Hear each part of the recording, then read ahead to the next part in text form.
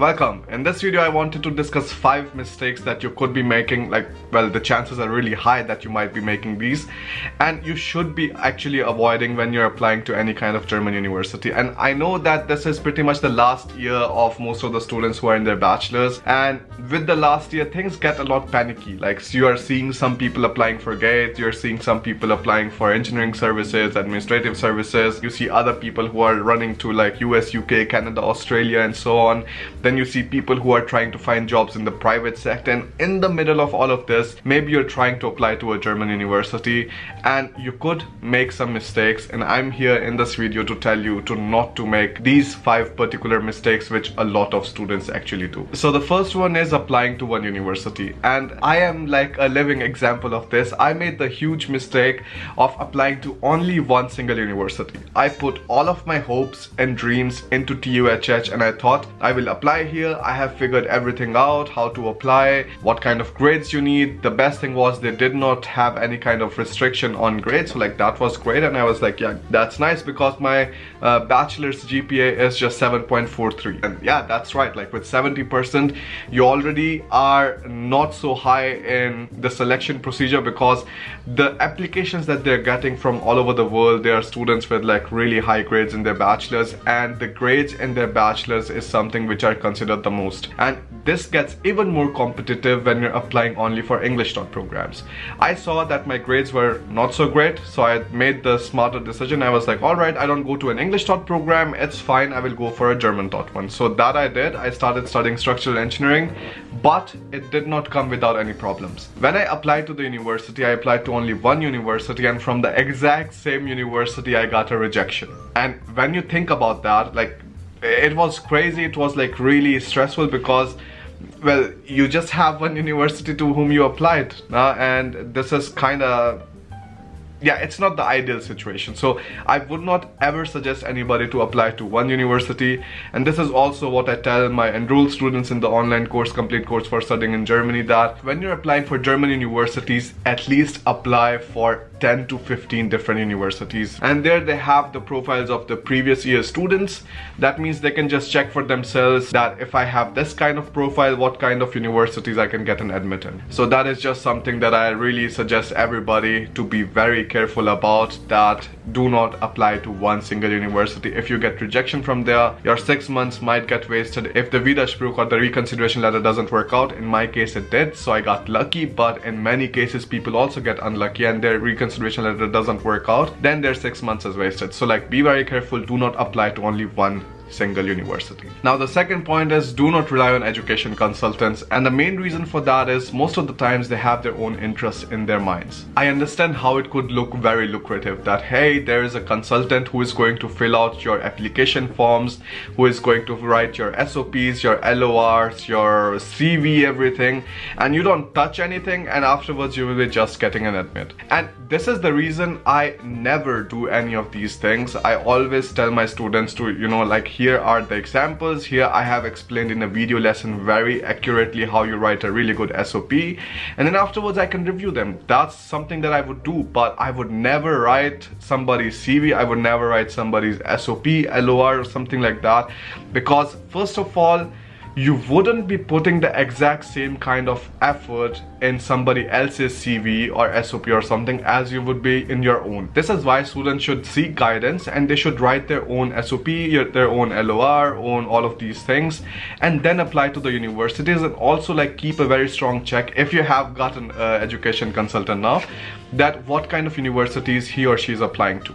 Because I've seen most of the education consultants, they will throw you only into private universities, and the major reason for that is in Germany there's a kind of an unspoken rule that you get 10% as a referral fee of any kind of transaction that you're getting if you're bringing customers to this new company or institution. But here's the problem, you don't really know if that institution where that maybe consultant is sending you, if it is a good fit for you, what the reputation of the institution is, what kind of things they are doing, or what the experience of the students are, and so on. Many a times, and especially in India, I've seen that people get really focused on their own benefits, like these education consultants. They would say, all right, you know, we get the, for example, your tuition fees 20,000, they will get 2,000 euros from the private university or the institution, and they will take maybe like 500 to 1,000 euros from you. Their like month is also like great, and they don't have to worry about any of the expenses afterwards. And I highly suggest you to just do things on your own and do not rely on the education consultants, because you might be ending up with an admit from a private university. All of the application period is done, and afterwards you're just having admits from private universities, which is not a very ideal situation. Why should you pay so much money to go and study in a private university when you can study in a public one? And here's the thing, do not say that you did not have enough grades or you do not have the caliber of studying in a public university. My grades were 70%. It already falls in the medium lower level of the entire profiles when students are applying to Germany. But I knew about it. That's why I figured out a different way. I figured out a way to study in the German taught programs, and it couldn't have been more beneficial. Every single day that you're investing in learning German and actually, you know, clearing the certificates afterwards, it is going to pay you tenfolds afterwards. So like, be very passionate about it. If you already see your grades are maybe like not so great, they're like below 75% or something, then already keep a German taught program as an alternative, so that you do not have to compromise on what kind of education you will be getting in a private institute versus in a public institute. Now, there are some private institutes which are good too, but I would always encourage students to go to the public universities. They are just better in every sense, and if there are some things going wrong, the government can step inside, and you have enough legal resources, and also the student council, you know, which always keeps the interest of the students in their mind. In TUHH, a very nice thing happened last time. So what happened was, we were allowed to give these medical certificates from the doctors directly to the university if on one exam we couldn't make it, like we were sick or something. But what happened afterwards is, the university put a rule where they said like the doctor has to fill this like long form out, and then he has to attest and like do this and that, and he also has to write what kind of sickness you were having. This violated the data privacy, which European Union is extremely strict about for the doctors and for the clients. So the student council stepped inside, and like all of those rules got reversed. And this is why it is very nice to be in a public university, because the student councils there, they have enough power to like overturn decisions, to persuade people higher in the hierarchy that, you know, these are the problems that we are facing, and just overturn this. And that happens. So like, this is pretty much also a live example of how studying in a public university could be more beneficial, because the student councils, the professors, just the university itself, they're thinking of the students' benefits and not of their own, because they are not directly getting money from the students, they are getting money from the state. The private institutions, they get money from the students, so they will really think of whatever is best to them. Now, this debate regarding public university versus private universities. If you have lower grades, you can always go to a public university, always. Even if you have 60%, you have 55%, you can always go to a public university, because many a times German students, they just do their bachelor's and then afterwards they directly start working. In India, that's not the case, and that's why we are like always coming for masters or something. So many a times in German taught programs, the places are just free. So like, the number of applications that the university is receiving is less than the number of seats which are available, which makes the course a Zulassungsfrei course. That means there are no restrictions there, and there is no minimum grade that the student needs to have to be able to get an admission in that particular German university or in that particular master's program. This just makes the whole life easier. So like, even if you have 55% grades, you learn German till B2, you clear your test of exam with 4x4 points, and then afterwards you can just directly apply for a public university in a German taught program. In private universities, yes, you can say, why should I waste 1 year of my life and let me just directly study in a private university in an English taught program? But here's the problem there. You will have to learn German anyways. Like, when you are done with your masters, and then afterwards you're trying to find a job, you will see that German is a huge necessity. Many a times the companies will not even respond you because your letter is not written in German. If it's written in English, many times they don't even care to respond back. This is the kind of importance that German has in this entire scenario. So if you learn German during your masters, or you maybe intensively learn German for 6 months, reach B2 level, and yes, it's possible. Like I said, there's this institute called Language Pantheon. At least I know that they do it. I don't know of any other institutions. If you come across them, like, gladly let me know. In 1 month, they're able to bring students up B1 level. So like that's really great. Now if you can learn German on your own like I did, I never went to any kind of language institute, I did not seek any kind of help from outside. I reached the level B2 and cleared the test stuff all on my own. I just bought some books and started learning on my own with the help of online resources, and I was able to clear the B2 exam, the test stuff exam. But for example, if you're lacking structure and maybe like if you're kind of unsure that you would be able to do it on your own or not, then you can like gladly also like go for any kind of, you know, language schools or some online courses, whatever you like. But investing in German is something which will always pay off. If you want to take the easy way out, yes, private universities are always there, but I would still suggest, even if you have lower grades, even if it takes more time, you go for the German taught public universities if you cannot make it in the public universities of Germany in the international programs. Now the fourth point is plan in advance, and this is extremely important. You might just see that maybe this particular university is already closing its deadline for the summer intake on 31st October, and you might be off the idea that maybe I have 15th January till which I can apply to all of the German universities, which is not really true.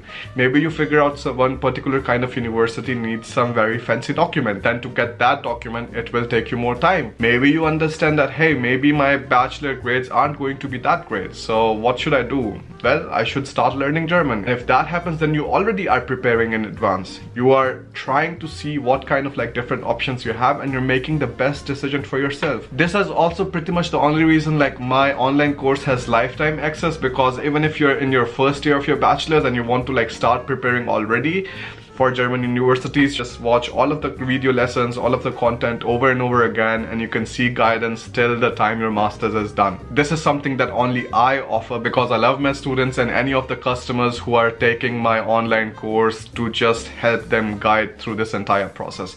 If they put so much trust and like money in my online course, then of course like I would help them all the way till their master's is done. So like that is pretty much my commitment there. I think it's also very important to have like pretty much like that one guiding star which is like telling you like where to go, what to do, but the less important decisions you can take on your own. So to just summarize it in a better way, you should have a strategy, you should have somebody who can help you with the strategy, but for the normal operations you are just responsible on your own, and you should be responsible on your own. Now the fifth point is relying on the wrong people, and now this is not just for consultants.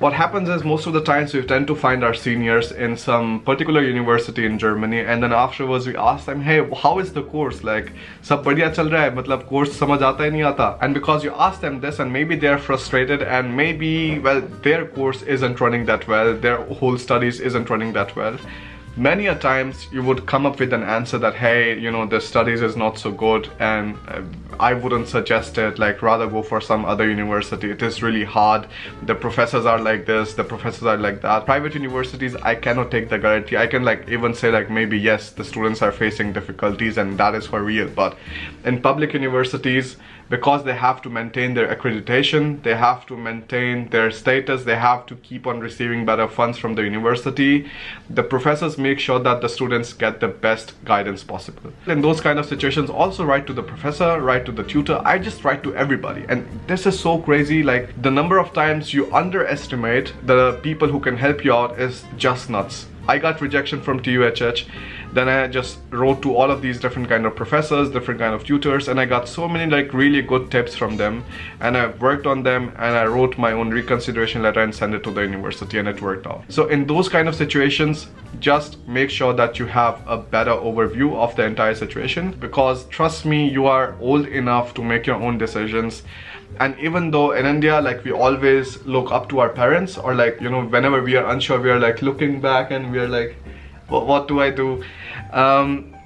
Those kind of days are gone. You're old enough, you can make your own decisions. It's absolutely fine. When you have any kind of questions, you write to me.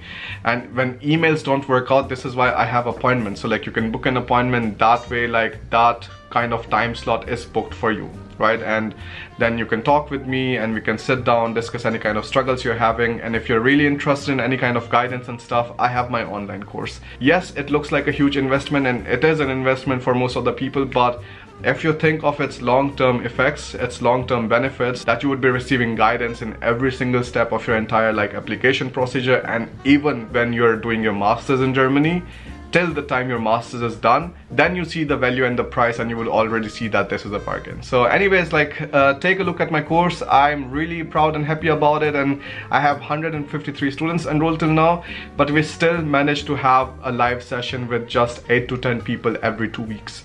A few students got admission in RWTH this time, TUM, so like super excited about it, looking forward to meet them here. So yeah, that was pretty much about my course. But if you have any kind of questions, suggestions, or comments for like next videos or something, you can gladly put them in the comment section, and you know, I read all of the comments. My master thesis is going on, and I have 3 exams coming up, so it is possible that the videos are not so frequent afterwards, but they will still be there, so don't worry about that much. Alright then, thanks for watching the video. Do not make these 5 mistakes, and I will see you in another video. Bye.